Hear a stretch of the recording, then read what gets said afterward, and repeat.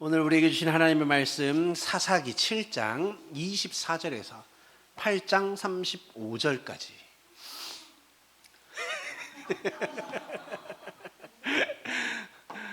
고통스러운 소리가 들리기 시작합니다.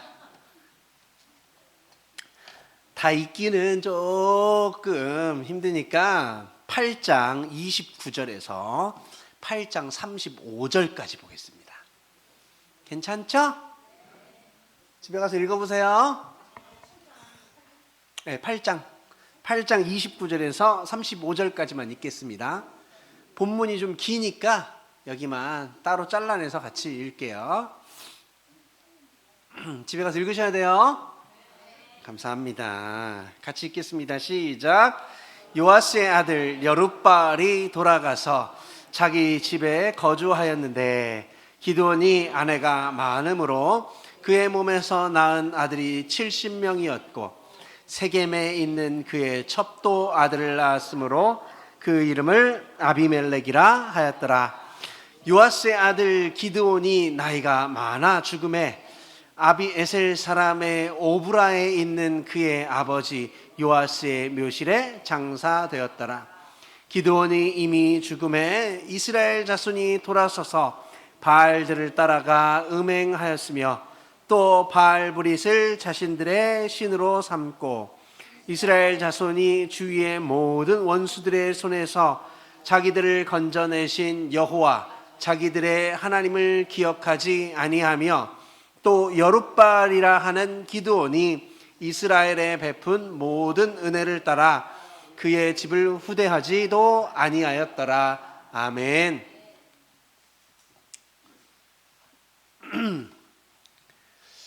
오늘 밥 먹으면서 저는 어머니가 두 분 생겼습니다. 아들로 삼으시겠다고 하셔서 삼으셔라. 누구의 아들도 되어드릴 수 있다. 우리 집에서만 좀 빼줘라 이렇게 얘기를 했습니다. 참 교회를 다니면서 참 좋은 거예요. 저 같은 경우는 저는 솔직히 말해서 남자 장로님들, 집사님들하고 별로 대화 나누는 게 재밌지가 않습니다. 여집사님들하고 여권사님들하고 얘기를 하면 그렇게 재밌어요. 그렇게 할 얘기가 많아. 희한하죠? 어렸을 때부터 이랬습니다. 참 희한해요. 어렸을 때 교회에서 오후 예배가 끝나거나 이렇게 점심을 드시고 이제 여집사님들이 모여있으면 이렇게 또 이불을 이렇게 앞에다 놓고서 거기 삥 둘러갖고 앉아갖고 얘기를 하고 계시더라고. 그럼 살짝 옆에 가는 거야. 껴갖고 얘기를 좀 하려고 보면은 엄마가 야, 너 자꾸 이렇게 여자 집사님들 절로 가. 이렇게 하고 돌아갔었습니다. 지금은 누구 뭐라 할 사람 없잖아요, 그죠? 그래서 재밌습니다. 오늘도 권사님들 틈에 껴갖고 밥을 먹었는데. 남자 집사님들 옆에서 먹잖아요. 한마디 없어요. 밥 먹으면서 얘기도 하고 해야 되는데 말이죠. 그죠? 교제라는 게 참 좋은 겁니다. 여러분도 많이 교제하시고요. 교회에서 이렇게 따로 떨어져 있는 것 같다라는 생각하지 마시고 그냥 들어가면 됩니다. 그냥 들어가면 다 알아서 되는 거니까 싹 들어가시는 여러분 되시길 간절히 바랍니다. 이제 어머니가 두 분 더 생겨서 저는 행복해요. 오늘 본문이 좀 길어서 여러분 같이 보시기에 조금 불편한 감이 없잖아 있었는데 마지막 절만 보셔도 이해하시는 데는 큰 무리가 없을 겁니다. 어차피 제가 같이 읽으면서 줄거리를 함께 나누면 괜찮을 것 같습니다. 여러분, 인간의 행동에는요, 이유와 동기가 늘 존재합니다. 이유 없이 행동하는 게 없죠.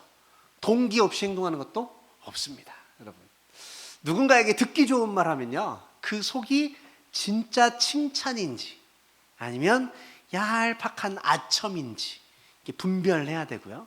거슬리는 말을 들을 때도 그게 공격적인 비난인지 아니면 사랑의 권면인지 우리가 구분하는 것도 필요합니다. 성경의 인물의 한마디 한마디 역시 마찬가지예요, 여러분. 누가 왜? 어떤 마음으로, 어떤 상황에서 그 말을 했는지 말의 표면이 아니라 의도와 목적을 헤아려야 됩니다. 여러분, 남자들끼리 친구하면 좋은 점이 뭔지 아세요? 이런 걸 안 해도 돼. 그냥 말해. 야, 왜 늦었어? 야, 남자끼리 좀 늦을 수도 있지. 응, 그래. 와서 앉아. 이렇게 되는 거야. 너 그날 왜 안 왔냐? 아, 내가 그날 너무 힘들고 어려운 일이 있어서 못 갔다. 그래? 앉아. 우리는 별로 그런 거에 신경 쓰지 않아요. 남자들은요. 여자들은 얘기를 안 합니다. 왜 안 왔냐고도 안 해. 마음속에 있어. 저게 왜 안 왔을까? 혹시 이래서 안 왔을까? 저래서 안 왔을까? 그리고 하는 행동을 보고 유추를 합니다. 그래서 안 왔구나. 나쁜 기집애. 이러고서 슬그머니 관계를 끊기도 하고. 그렇죠?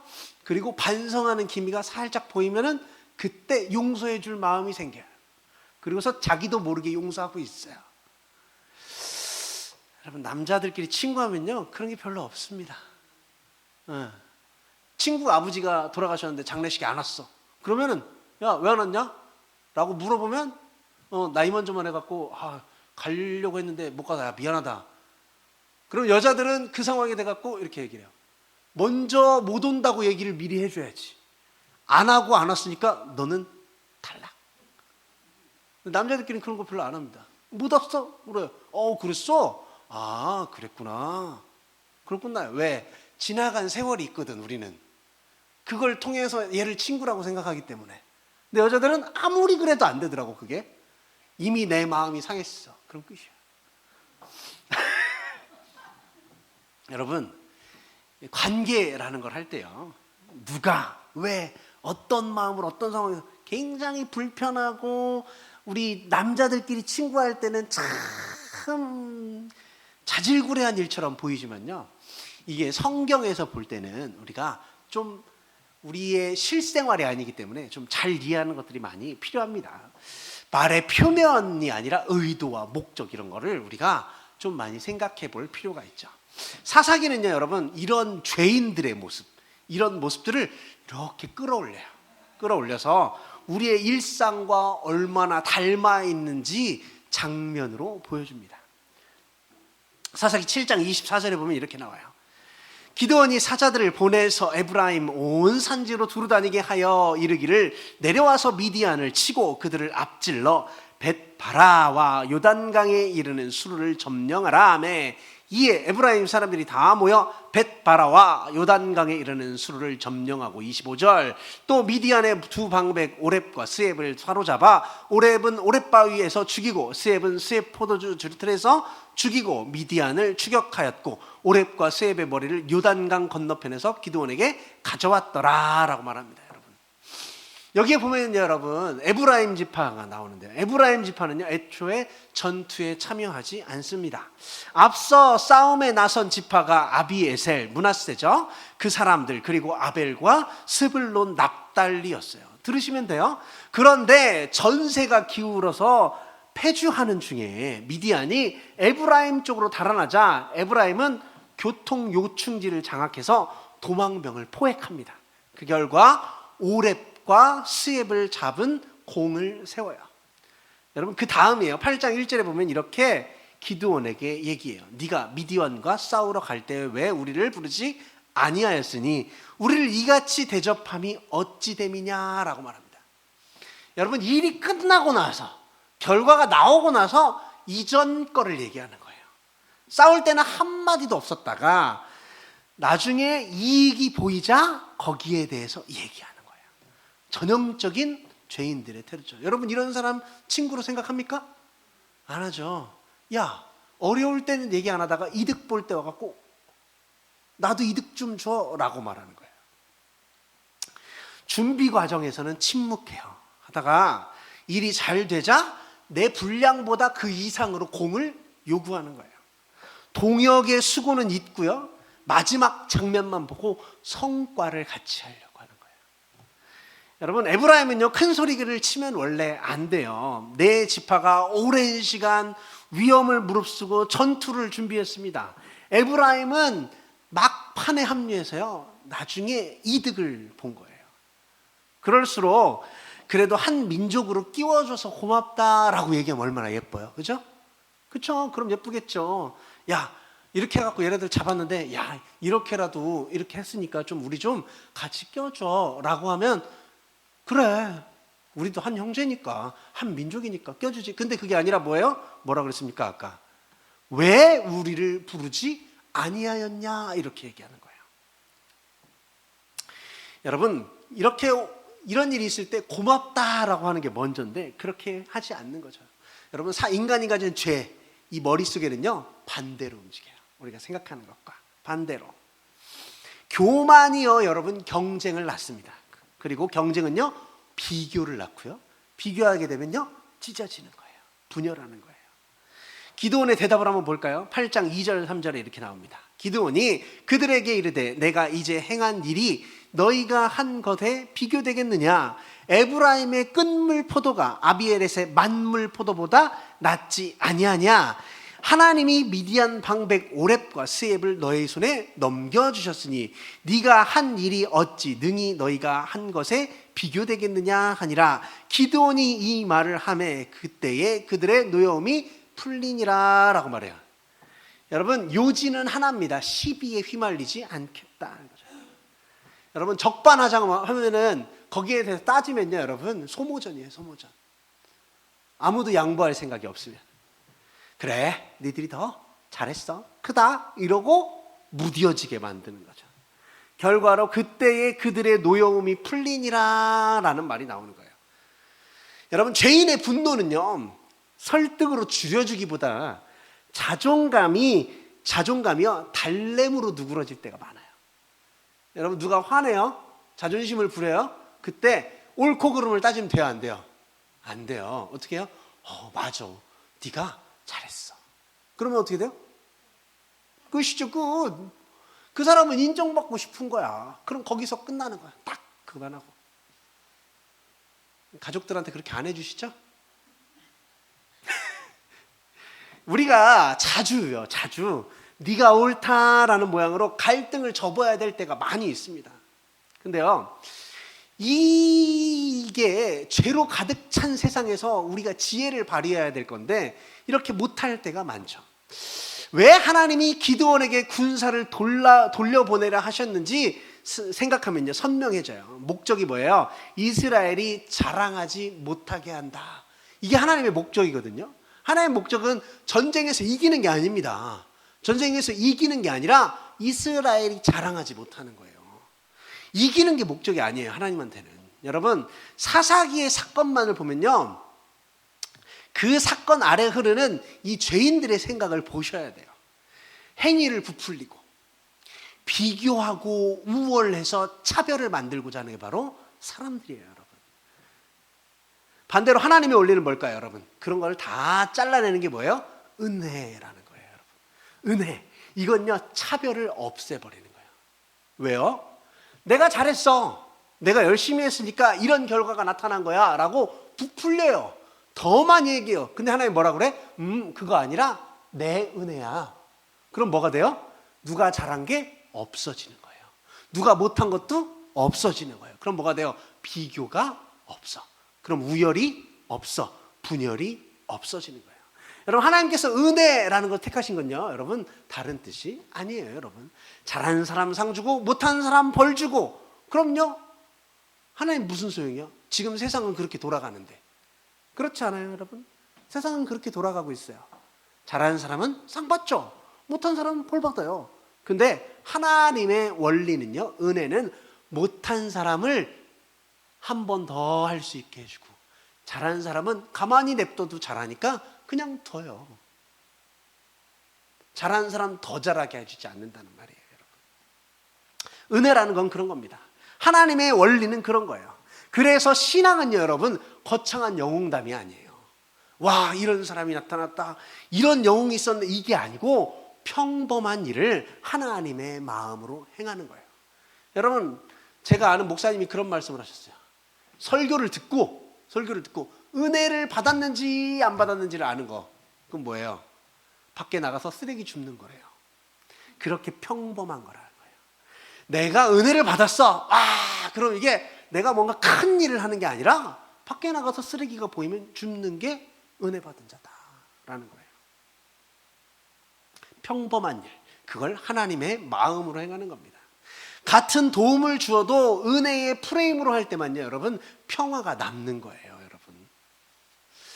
다른 사례 한번 볼까요? 여러분 8장 5절에 보면 이렇게 나옵니다. 그가 숫곳 사람들에게 이르되 나를 따르는 백성이 피곤하니 청하건대 그들에게 떡덩이를 주라. 나는 미디안 왕들인 세바와 살문나의 뒤를 추격하고 있노라 하니 라고 나옵니다. 추격 중인 기드온이 숫곳에 요청하는 거예요.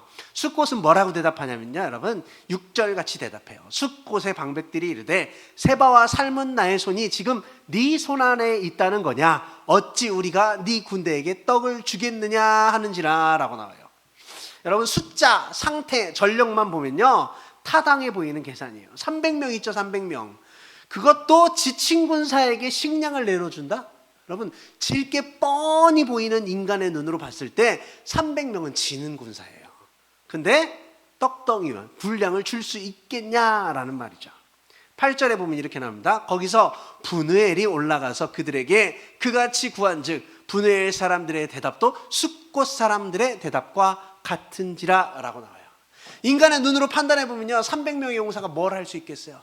이제 지친 군사는 희망이 없는 거예요. 분량 좀 줘라, 떡 좀 줘서 먹게 해줘라 라고 할 때 그렇지 않겠다라고 대답하는 거죠. 여러분 눈에 보이는 정보만으로는요 맞는 거예요. 여러분 우리 눈으로 한번 정보를 봐보세요. 우리 교회가 어떤가? 성도는 많지 않고 그렇다고 돈이 많은 사람이 엄청 많아갖고 이 교회를 확 뒤집어 엎는 것도 아니고. 그럼 인간의 눈으로 볼 때는 어때요? 별로? 생각보다 별로라는 생각이 들 수도 있어요. 하지만 그렇지 않다라는 거예요. 그들은 모르는 거예요. 인간의 눈으로만 보는 것은요, 여러분, 하나님의 방법이 아닙니다. 오늘 300명의 용사는요, 여러분, 3만 명이 넘는 군사에서 줄어든 거예요. 거기서 300명 남은 겁니다. 하나님이 함께 하시는 싸움은요, 여러분, 그것과 다른 거예요. 인간의 기준과 다른 거예요. 여러분, 하나님의 눈으로 바라보는 사랑의 교회, 하늘 품교회도 여러분, 다른 겁니다. 우리 인간의 눈으로 보는 것과 다른 거예요. 눈에 보이는 정보만으로는요, 여러분, 여러분의 생각이 맞을 수도 있어요. 세상 사람들의 생각이 맞을 수도 있어요. 하지만 하나님은 그렇지 않으시는 거예요. 여러분 이 장면은요 기드온을 떠올리게 해요. 그는 하나님의 부르심 앞에서 상식과 객관을 내세워서요 거듭 싫다고 말했어요. 그리고 하나님을 시험했어요. 그랬던 그가 숫곳과 분우엘에서 내린 판결은요 매우 가혹합니다. 8장 7절 9절 보면 이렇게 나와요. 기드온이 이르되 그러면 여호와께 세바와 살문나를 내 손에 넘겨주신 후에 내가 들가시와 찔레로 너희 살을 찢으리라 하고, 기드온이 또 분우엘 사람에게 말하되 이르되 내가 평안히 돌아올 때 이 망대를 헐리라 라고 말해버린 거예요. 자기는 하나님 앞에서 불평했던 사람이거든요. 기드온은요 엄청 하나님 시험했던 사람이거든요. 근데 이제 선택받고 하나님께 쓰임받는다라고 생각하니까 어떻게 돼요? 너희들 내가 돌아와서 다 찢고 헐어버릴 거야 라고 얘기하는 거예요. 남에게는요 한치의 여지가 없습니다. 여러분 우리는 은혜 받은 사람이잖아요. 그렇죠? 여러분이 잘해서 받은 은혜가 아니에요. 내가 감당할 수 없는 은혜를 받았어요. 내가 소유할 수 없는 은혜, 갚을 수 없는 은혜를 받았어요. 근데 남들한테 여지가 없다라는 거예요. 내가 한 신중함은 분별이고 남이 한 신중은 불신이다. 내가 망설이는 건 사려 깊은 거고 남들이 망설이는 건 협력을 거부하는 거다. 여러분 이거를 네 글자로 하면 뭐라 그래요? 내로남불이라고 하죠. 내가 하면 로맨스, 남이 하면 불륜. 동일한 행위를 여러분 내 편과 남의 편을 전혀 다르게 해석하는 거예요. 이것이 여러분 죄인이 가진 생각이에요. 그렇다면 여러분 질문이 생겨요. 왜 에브라임의 무레에는 온유했고 숫곳 분유엘에게는 강경했느냐? 그렇죠? 아까 에브라임은 어떻게 했습니까? 자존심을 좀 누그러뜨려 풀어줬죠. 근데 숫꽃과 분우엘에는 왜 이렇게 강경했을까요? 기드온은 원래 부드러운 성품입니까? 아니에요. 그는 아직 전쟁 중에 있습니다. 에브라임을 자극해서 내부 소모전을 만들면요 이득이 없어요. 그의 1차 목표는 뭐예요? 세바와 살문나 생포입니다. 왕을 잡으면 전쟁의 서사를 완결시킬 수 있습니다. 역사적 공은 자연히 따라오는 거죠. 그러니 일단 부드럽게 넘기고 추격에 집중하는 거죠. 죄인의 본성상 도덕은요 여러분, 죄인들은 도덕의 옳고 그름을 따지지 않아요. 여러분, 옳으냐 그르냐가 중요합니까? 유리하냐 불리하냐가 중요하죠. 여러분, 자기한테. 결국 그는 왕들을 사로잡아 돌아옵니다. 돌아오는 길에 예고했던 보복을 실행해요. 어떻게 한다고 했습니까? 찔레와 가시꽃으로 찢고 망대를 헌다라고 했죠. 8장 15절에서 17절까지 같이 읽어보겠습니다. 시작.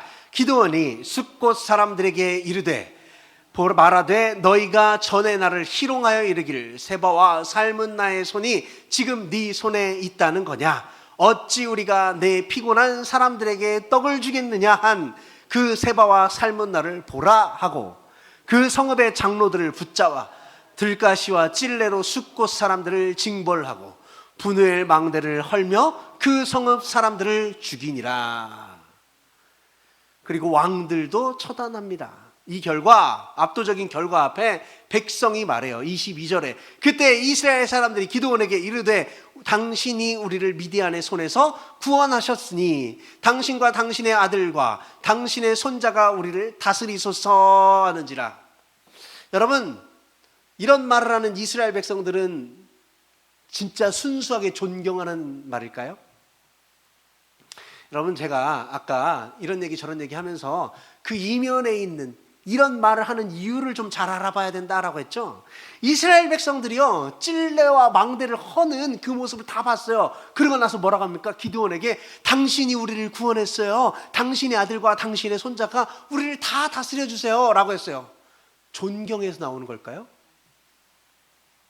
아니죠. 여러분, 사사기의 흐름을 한번 보세요. 온니엘이나 에봇이나 드보라와 바락 때 아무도 다스려 달라고 한 적이 없어요. 그때 사람들이 뭐라 했습니까? 죽여라 그랬죠. 언제? 바알의 제단과 아세라를 할 때 기도를 죽이라고 그랬던 사람들이에요. 그 사람들이에요. 바알이 신이면 그 스스로 다투게 하라 말했던 게 요아스고요. 그리고 아무 일도 일어나지 않았습니다. 그날 이후 백성들의 마음속에는 선명한 마음이 생겨요. 뭐예요? 여룻바알이 바알을 이겼다. 기드온은 바알을 이겼어 라고 나오는 거죠. 그럼 뭐가 자리 잡을까요? 두려움이 자리 잡죠. 7장 1절에 여룻바알이라는 기드온과 그를 따르는 모든 백성이라고 부릅니다. 백성은 기드온에게 온 것이 아니라 여룻바알에게 모인 거예요. 여룻바알에게. 이제 사람들은 바알보다 여룻바알을 두려워하는 거예요. 처단하고자 하는 그 기드온의 마음, 그 기드온의 모습을 보고 숫꽃이나 분우엘처럼 거절했다가는 우리가 어떤 대가를 치를지 모른다라는 생각이 자리 잡는 거죠. 그래서 뭐합니까? 우리를 다스리소서. 이건 무슨 말이에요, 여러분? 우리 좀 살려주세요 라고 하는 말이에요. 죄인은요, 여러분, 진심으로 타인을 높이지 않아요. 여러분, 존경하는 사람이 있죠? 있죠. 진짜 마음속으로 존경하는 사람도 있고 겉으로 존경하는 사람도 있어요. 왜 그래요? 이득을 얻고자 함입니다. 이익과 안전이 보장될 때만 고개를 숙이는 거예요, 여러분. 그런 거예요, 다. 그렇게 돌아가잖아요. 또 하나의 심리를 볼까요? 두려운 자는 돌아가라 라고 말했었죠. 모였을 때, 군사가 모였을 때, 그때 두려운 자는 돌아가라 라고 말할 때 22,000이 속으로 전쟁의 패배를 예상했습니다. 그리고 돌아갔죠. 그럼 그 사람들 마음속에 뭐가 있어요? 이기고 지금 온 사람들한테 어떡하지?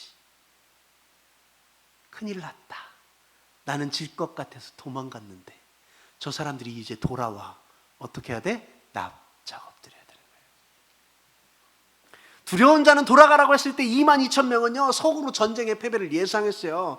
300명이 그것도 기습전술과 신호뿐인 전투에서 이길 수 없다라고 본 거예요, 여러분. 그런데 기드온이 승리하고 돌아왔죠. 그들의 마음에 있는 파도는요, 여러분, 기쁨이 아니라 공포예요. 공포예요, 여러분. 여러분, 죽은 사람을 이 자리에서 한번 살렸다고 생각해 봅시다. 그 사람을 향해서 여러분 존경 나올까요? 헌신 나올까요? 두려울걸요? 두렵지 않겠어요? 죽은 사람을 살리는데 산 사람도 죽이지 못할까? 여러분, 우리가 영화 같은 걸 보면 그런 거 있습니다. 외계인이 나왔어요. 외계인이 와서 그 발달된 기술과 능력으로 아픈 사람들을 살려줬어요. 그럼 그 외계인 데리고 아픈 사람 살리러 갈까요? 실험할까요? 죽일까요? 둘 중에 하나 하겠죠. 실험하거나 죽이거나. 왜요? 무서운 거예요, 여러분. 무서운 거예요. 여러분, 기드온이 승자로 돌아왔습니다. 그들의 있는 마음은요, 공포예요. 내가 떠난 걸 여룻바알은 기억할까? 내가 무서워서 도망갈 걸 여룻바알은 기억할까? 그래서 그들도 어떻게 합니까? 과잉된 충성으로 살 길을 찾는 거예요. 에브라임의 뒷북의 항의가 쪼그라든 이유도 여기 있는 거예요, 여러분. 8장 23절 한번 볼까요?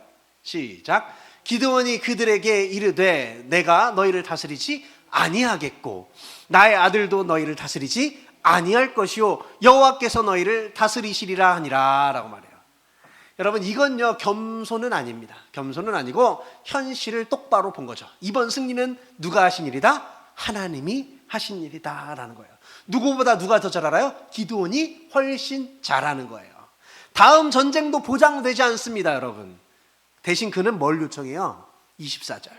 기드온이 또 그들에게 이르되 내가 너에게 요청할 일이 있으니 너희는 각기 탈취한 귀고리를 내게 줄지니라 하였으니 이는 그들이 이스마엘 사람들이므로 금 귀고리가 있었음이라. 여러분, 기드온 어떻게 하죠? 좋은 게 하나도 안 보이는데? 다스리지 않을 테니까 금은 다 줘. 내가 다스리는 건 포기할 테니까 금 귀고리는 다 가져와. 요거예요. 8장 25절. 무리가 대답하되 우리가 즐거이 드리리다 하고 겉옷을 펴고 각기 탈취한 귀고리를 그 가운데에 던지니라고 나와요. 여러분, 성경을 보면요 얼마나 재밌는 줄 아세요? 백성들이요 금귀고리 줘라고 하니까 기드온 앞에 다 준 거예요. 하며 귀고리, 초승달 장식, 자색 의복, 사슬 이런 것도 억근히 바칩니다. 왜요?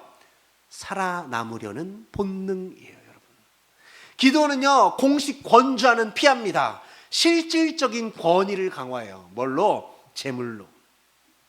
여러분, 죄인은요 계산보다 실리를 택해요. 그 큰 문제는 뭘까요? 더 큰 문제는 기드온이 이 금을 받아서 여러분 에봇을 만듭니다. 에봇. 제사장의 옷을 만들죠. 에봇은 원래 제사장적 상징이에요, 여러분.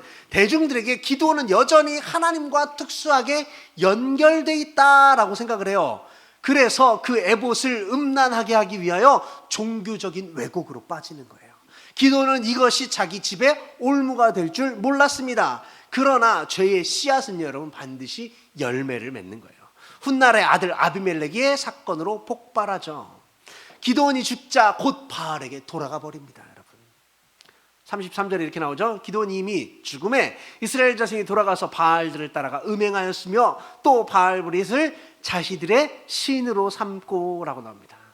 35절에 또 여룻바알이라는 기드온이 이스라엘에 베푼 모든 은혜를 따라 그의 집을 후대하지도 아니하였더라. 여러분, 살아있을 때 두려움이 섞인 칭송, 그리고 사라지자마자 기억을 전부 지워버리는 거예요. 그게 어떤 사람? 인간의 본성입니다, 여러분. 명분이 보이면 붙잡고요, 위험이 사라지면 은인을 지우는 일. 여러분, 이게 고대의 일일까요? 여러분, 군대에 가면 남자들이 자주 하는 얘기가 있습니다. 잘해줘봐야 몰라라는 말이 있습니다.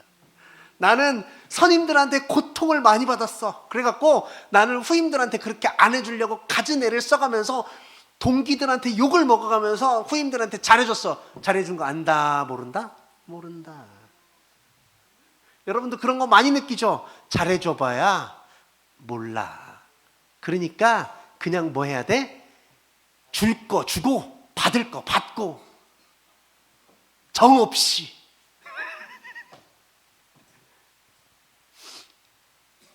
이게 인간의 본성이에요, 여러분. 우리 시대의 뉴스, 조직, 관계 이런 거에도 다 포함되죠, 여러분. 반복됩니다.